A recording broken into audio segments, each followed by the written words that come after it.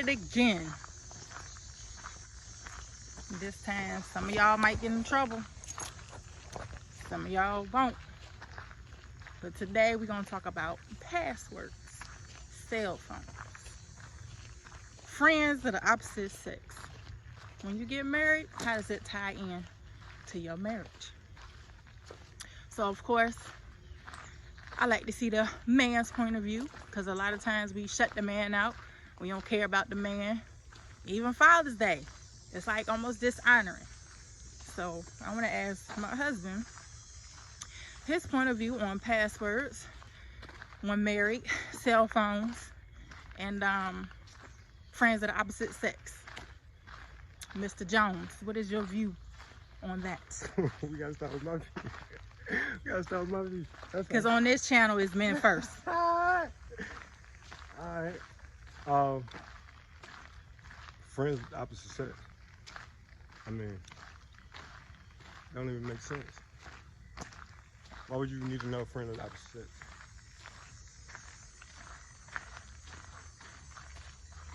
Okay, so what is your point on with cell phones and passwords, tablets, passwords? So we pretty much doing a marriage thing. So I'm speaking from a marriage point of view. Right. Passwords, all that. I mean, as far as having a password, butt dialing and stuff like that, I get that point. But your spouse having a password, yeah, why not? Why not? I mean, what you have. Okay. So there, y'all heard it. So my point of view, I honestly believe, and sometimes it takes a little maturity on this. Some people may be like, that's my property. But when you get married, you become one. So together, y'all working on building on the marriage together.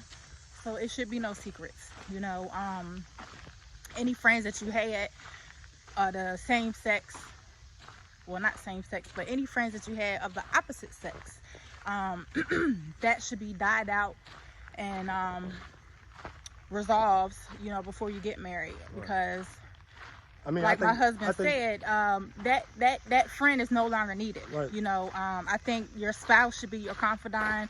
You know, y'all should grow. Huh? Y'all should grow together to learn each other. That's the whole point of marriage. And to be friends, to talk, to go out. That's why it's important to continue to date. You know, so I don't think that's needed.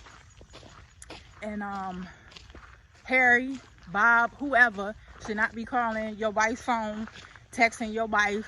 You know, you, the husband, and women, the wives, you should be calling and texting your husband, you know, for whatever reason. So that friendship should be out the window. Your husband, your wife, your spouse should be your friend. And as far as passwords, you know, of course, everyone's phone device is password protected because of butt dialing or whatever in the case of theft. But I believe your spouse should have that password. Why is there a secret? You understand what I'm saying? Like right now today, we can exchange phones and it won't be no problem. Some people be sweating. You know, some people, I got to take my phone to the bathroom. I got to take my phone everywhere I go because they scared to death that they going to get that message or that call. It's like, why living your life like that? You know, if you still out there playing, why even decide to get married? You know, all that stuff should be cut off way before the wedding. Not days before, you know, not weeks before, but days before, months before. I think it's more so trying to, pretty much trying to keep something on the side just in case this falls through. You know what I mean? Because at the end of the day, I played, what do you say, second base. You know what I mean? You want the first man up, but at the end of the day, you was that friend. So when things get hard, oh yeah, you can come talk to me. And then you feel comfortable with this person. You ain't even talking to your spouse because you talking to this person. Oh, they don't understand me, this and that. Nah, you need to open up just like you open up to that person. You know what I mean?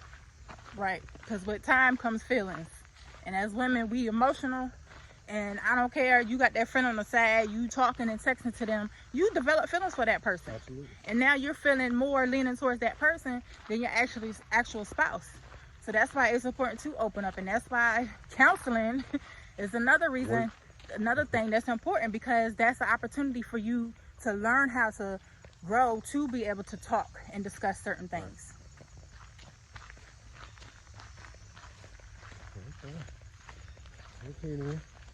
That's everything? So there you are. You have it.